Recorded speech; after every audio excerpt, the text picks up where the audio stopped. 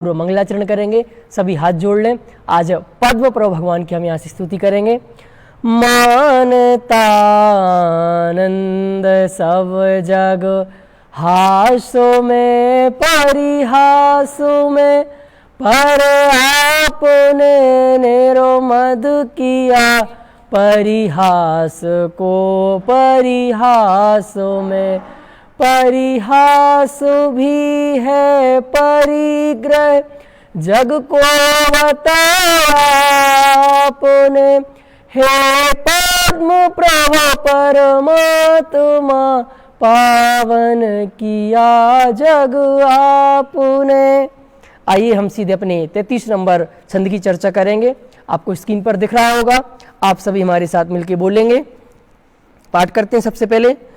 मंदार सुंदर न मेरु सुपारी जाता, संतान कादि कुसुमोत्कर वृष्टि रोद्दा, गंधोद बिंदु शोभ मंद मरुत प्रयाता, दिव्या दिवा पतति ते बच साम ततिर्वा।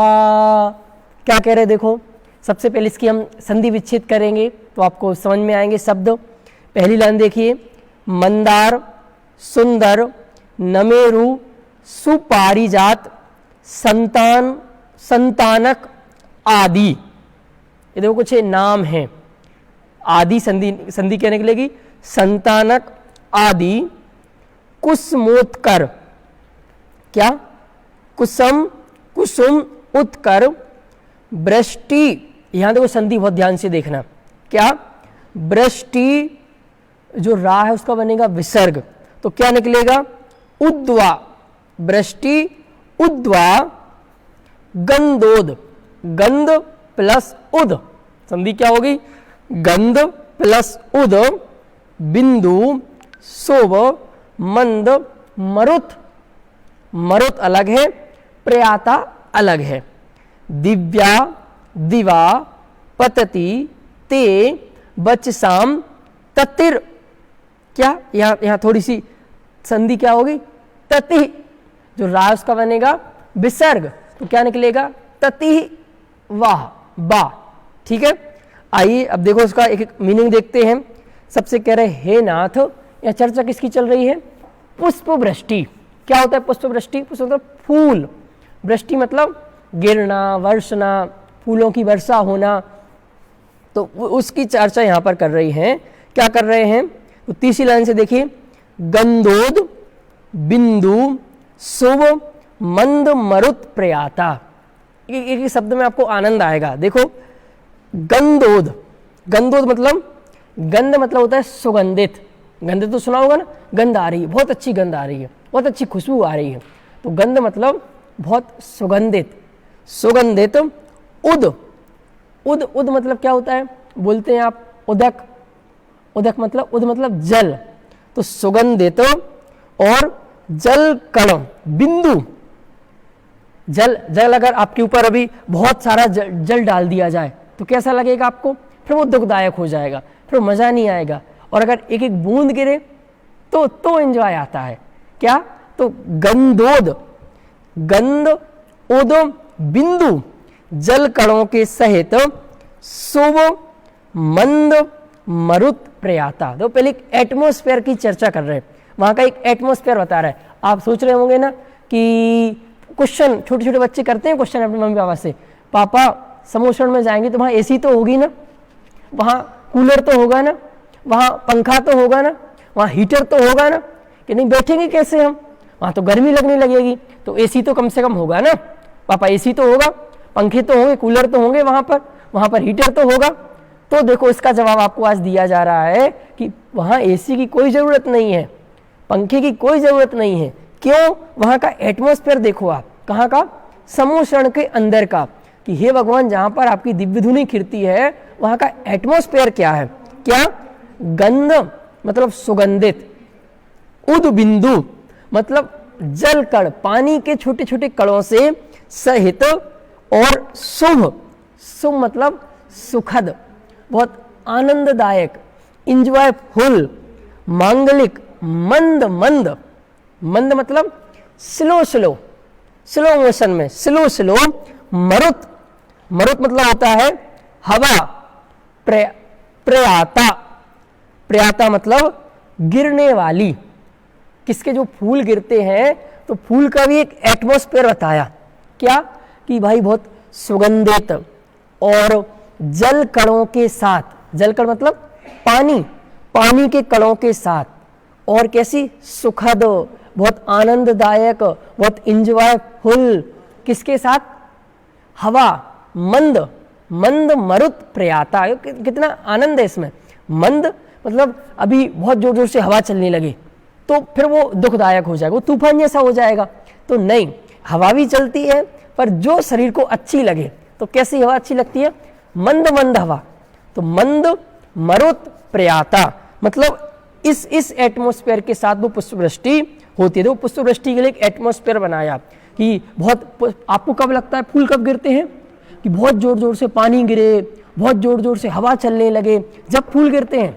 ये आपके यहाँ होता होगा, पंचम काल में होता होगा, आपके गांव शहर में होता होगा, पर समोषण में ऐसा नहीं होता है कि फूल कब गिरते हैं, बहुत जोर जोर से हवा चलेगी, बहुत जोर जोर से पानी गिरने लगेगा, तो ऐसा नहीं है, वहां तो जल की बिल्कुल छोटी छोटी सी बूंदें, बिंदु, और मंद मरुत प्रयाता मतलब बहुत स्लो मोशन में हवा चल रही है। तो इसके साथ गिरने वाली, प्रयाता मतलब गिरने वाली, क्या गिरने वाले, उद्वा, उद्वा, उद्दा, दिव्या, उद्वा मतलब होता है ऊर्ध्वमुखी, क्या, उत्कृष्ट, मनोहर, और दिव्या मतलब, ये दिव्या पे बहुत वजन है, देवोपनीत, स्वर्गीय, स्वर्गीय, क्या क्या आपको क्या लग रहा होगा कि बहुत सारे लोगों के मन में क्वेश्चन आ रहे होंगे, पुष्पवृष्टि की बात कर रहे हैं, कैसी हिंसा की बात करते हो, लोग बहुत सारे कहते हैं हम भक्तमर इसलिए नहीं पढ़ते हैं, हिंसा की बात है, पुष्पवृष्टि करा रहे, फूल गिरेंगे तो फूल तो एक इंद्रिय है ना, क्या क्या, फूल तो एक इंद्रिय है, जीव मरेंगे गिरेंगे तो नहीं, यहां बस यही बात समझनी है कि फूल वो अपने एक इंद्रिय वाले नहीं है, जीव जंतु वाले नहीं है, वहां जो सारी रचना है देवोपनीत है, ये फूल भी वो कैसे हैं, देवों के द्वारा निर्मित किए गए फूल हैं। आप जो ये फूल समझते हैं आपके, ये फूल नहीं है, क्यों नहीं है, देखो अभी जो नाम बताएंगे ये कौन कौन से नामक फूल हैं, तो फूलों के आपके यहाँ वो उगते ही नहीं है, आपके यहाँ तो गुलाब, केसर, ये फूल होते हैं, वहां तो पर जो इसमें नाम आने वाले हैं वो देवोपनीत फूल हैं। आप कैसे कह रहे हैं देवोपनीत है, देवोपनीत इसलिए कि नाम दिए हैं स्पष्ट रूप से, आपके गेंदा, ये नाम नहीं दिए, जो चलते हैं आपके रोज, ये नाम नहीं दिए, वो अलग ही नाम दिए हैं, वो आपको पता चल जाएगा। तो कैसे हैं, बहुत उत्कृष्ट हैं और देवोपनीत हैं, दिव्या मतलब देवों के द्वारा, ये किसी व्यक्ति विशेष के, जो हमारे तुम्हारे जैसे फूल होते हैं वैसे फूल नहीं हैं, इसलिए उसमें हिंसा का काम नहीं है, ये बात समझना। अब वो कौन कौन से हैं, देखो कौन कौन से वृक्षों के हैं उनके नाम बता रहे हैं।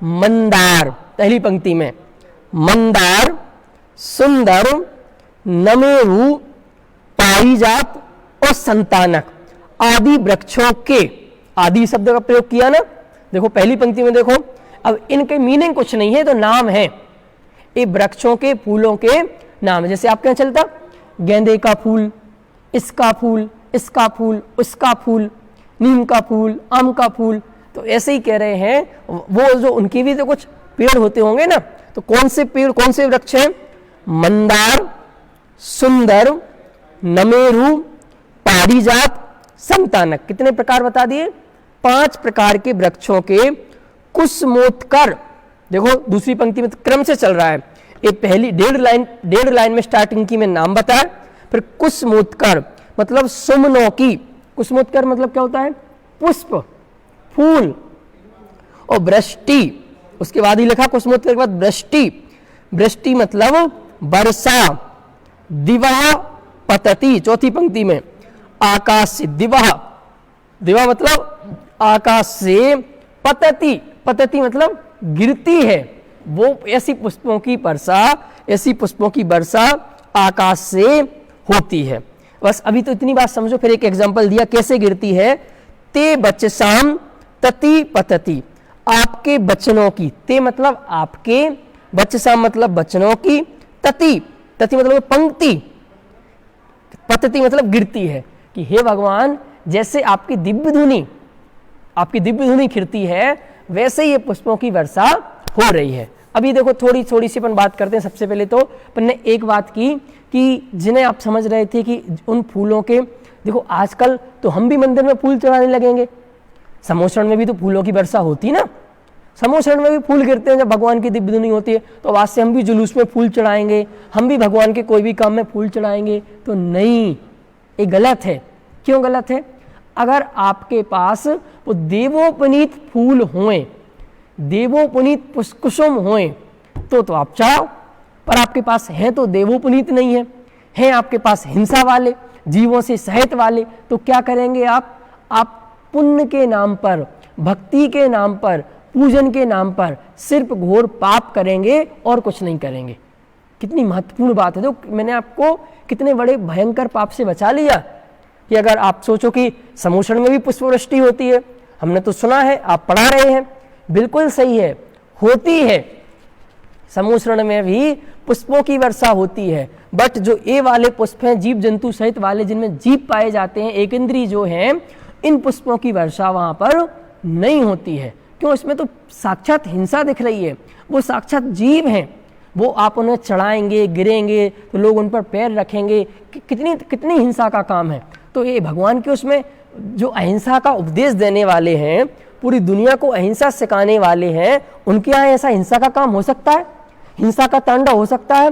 कदापि नहीं हो सकता है। तो फिर क्यों होता है ऐसा? तो एक फूल पुष्पवृष्टि हो क्यों रही? देखो, ये पुण्य का फल है, ये उनके तीर्थंकर प्रकृति का फल है। तीर्थ क्या उनको पुण्य, उनकी पुण्य है। और सबसे मजे की बात क्या है कि हमारी भी बहुत इच्छा रहती है वो एक माला चढ़ जाए, पंडित जी मंच पे बोला कि एक माला पहना दो, बस पूरी जीवन सफल हो जाएगा। ये पूरा इतना सारा पैसा इकट्ठा करके क्या अर्जित करना चाहते हो? कहीं बड़ी जगह दान देंगे, कुछ अच्छा करके दिखाएंगे तो माला पहनाई जाएगी, फूलों की वर्षा होगी, इसके लिए। अरे भाई साहब, यहाँ बहुत मजे की बात तो ये, बहुत आनंददायक बात ये है कि जिनको ये फूलों की इच्छा होती है, जिनको हार पहनने की, माला पहनने की इच्छा रहती है, उन्हें कभी भी ऐसी पुष्पों की वर्षा उनके जीवन में नहीं होगी। और हे भगवान, आपको रंच मात्र भी इच्छा नहीं है, आप रंच मात्र भी नहीं चाहते कि ये पुष्पों की वृष्टि हो, ये हो, वो हो, फिर भी आपके सब कुछ हो रहा है। देखो, ये वस्तु का नियम है। क्या नियम है? कि जिनको इच्छा है उनको कुछ नहीं है, और जिनको इच्छा नहीं है उनको सब कुछ मिल रहा है।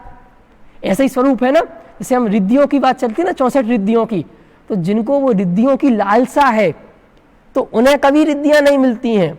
जो रिद्धि से रहित अपने स्वभाव की ओर लक्ष्य करते हैं, अपना लक्ष्य करते हैं, उन्हें ऑटोमेटिकली वो इच्छाएं प्राप्त हो जाती हैं। देखो, एक लौकिक में बहुत अच्छा वाक्य भी आता है, अगर आपको शांति की इच्छा है तो पहले इच्छा को शांत करो।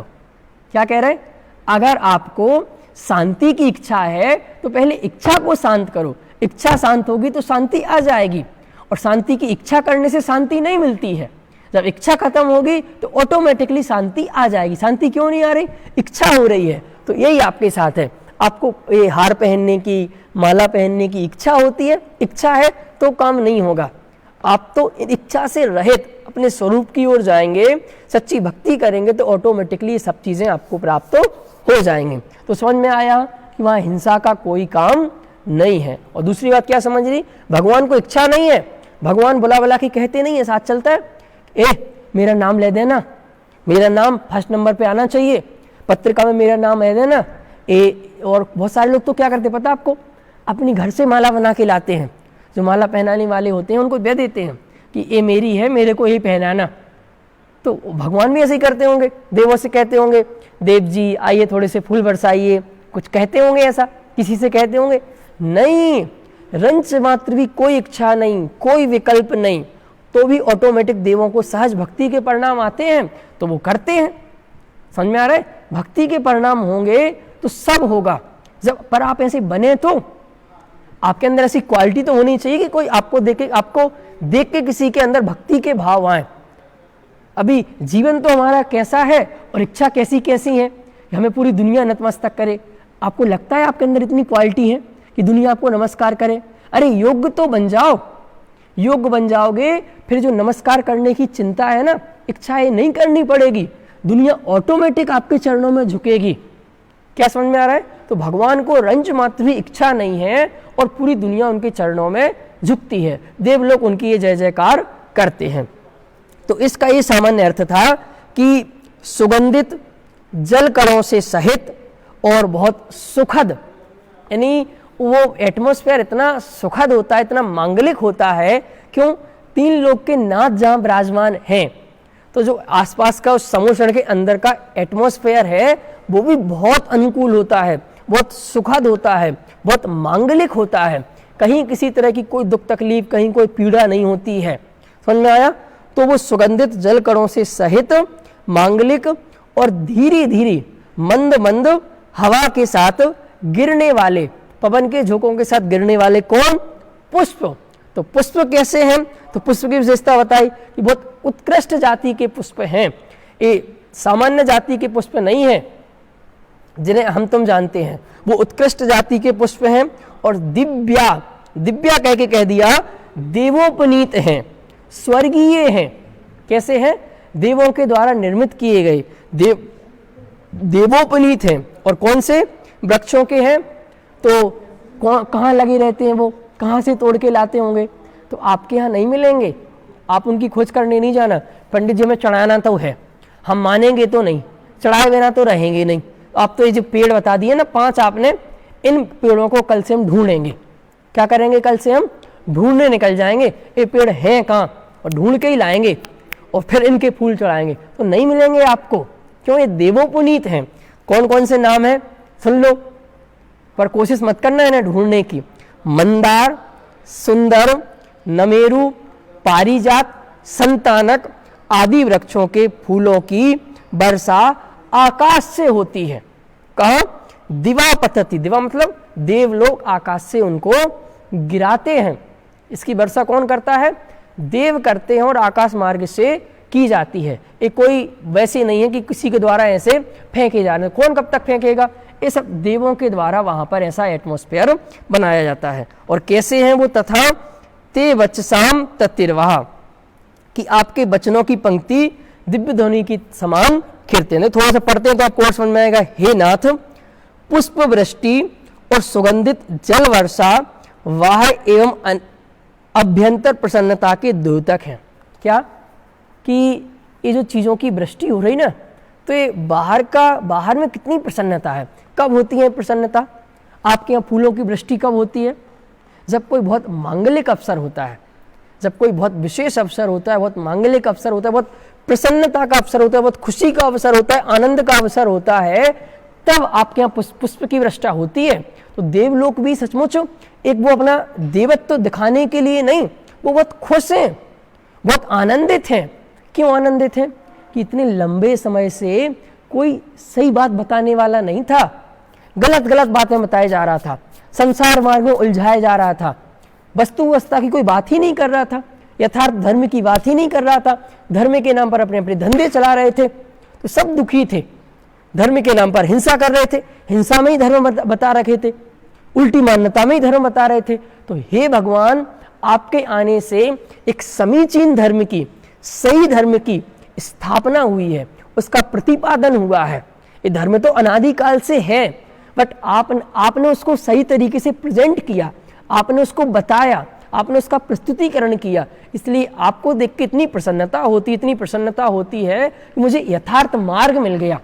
जैसे मैं आपको एक छोटा सा एग्जांपल दूं तो आपको महिमा आ जाएगी कि आपके हाथ में कुछ अच्छी चीज़ है और आप 2 महीने से एक एड्रेस के लिए भटक रहे हो, बहुत दुखी हो रहे हो, बहुत भटक रहे हो, इतने परेशान हो गए हो कि आपको ऐसा लगे कि अब मुझे कोई मेरी मंजिल पे पहुंचा दे, मुझे मेरी कोई मंजिल पे पहुंचा दे, तो मैं उसको सब कुछ दे दूंगा।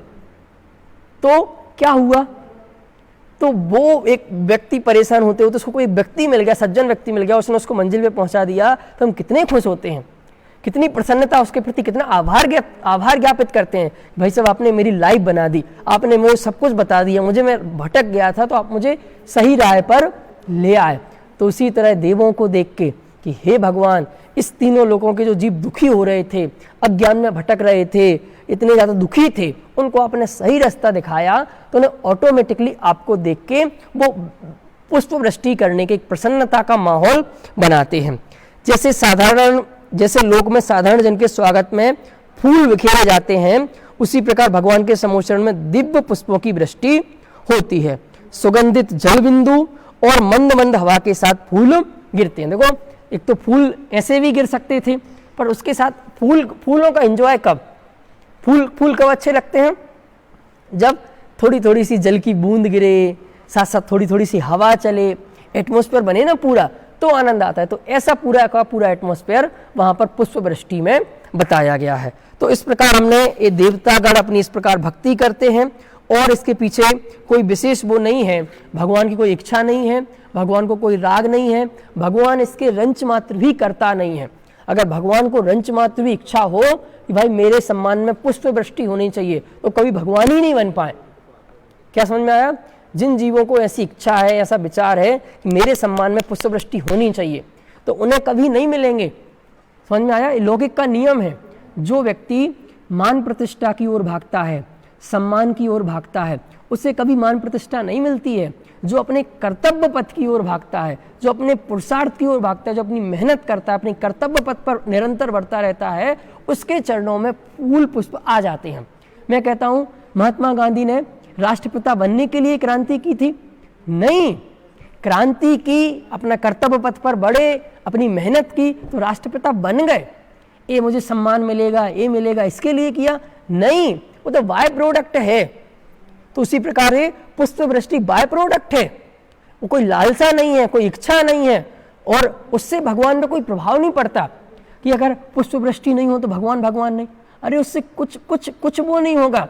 पर सोचने वाली बात है कि जहाँ भगवान जैसे जीव, तीन लोक के नाथ जैसे जीव आए हो, फिर वहाँ गर्मी लगे, वहाँ का एटमॉस्फेयर गंदा हो, वहाँ बदबू आए, तो ऐसा भी नहीं है। बहुत सुगंधे तो पुष्प वृष्टि होगी, वो नेचुरल सी बात है। जब इतना बड़ा तीन लोक के नाथ की सभा लगी है, तीन लोक के नाथ का समोचरण है, तो डेफिनेटली वहाँ पर वो सारी व्यवस्थाएं होने वाली हैं। बट भगवान उनके कर्ता नहीं है, भगवान को इच्छा नहीं है, भगवान को विकल्प नहीं है, भगवान को राग नहीं है कि ऐसी चीज होनी चाहिए। तो इस प्रकार हमने पुष्प वृष्टि का 5 प्रकार के जो वृक्ष होते हैं, उनके फूलों की, उनके कुसुम की वहाँ पर वर्षा होती है, ये हमने देखा। एक बार हम अंतिम में श्लोक पढ़ के इसकी पूरी चर्चा करेंगे आज। मंदार सुंदर नमे रुसु पारिजाता संतान कादि कुसुमोत्कर वृष्टिरोद्धा गंधोद बिंदु शोभमंद मरुत प्रयाता देव्या दिवा पतति ते बचसाम ततिर्वा। इस प्रकार हमने 33 नंबर छंदों की चर्चा की, और कल हम अपने 34 नंबर छंद जो हमारा अगला प्रातिहार है उसकी चर्चा करेंगे। आप सभी सुनते रहें क्लासेस, और जैसे ही पूरा हो जाएगा 8 दिन के अंदर ही लगभग भक्तामर पूरा होगा। तो पहले 24 की तो क्विज हो चुकी थी, इन बाद के 24 की भी क्विज होगी, तो आप तैयारी करते रहें और ध्यानपूर्वक पढ़ते रहें। सभी को सादर जय जिनेंद्र।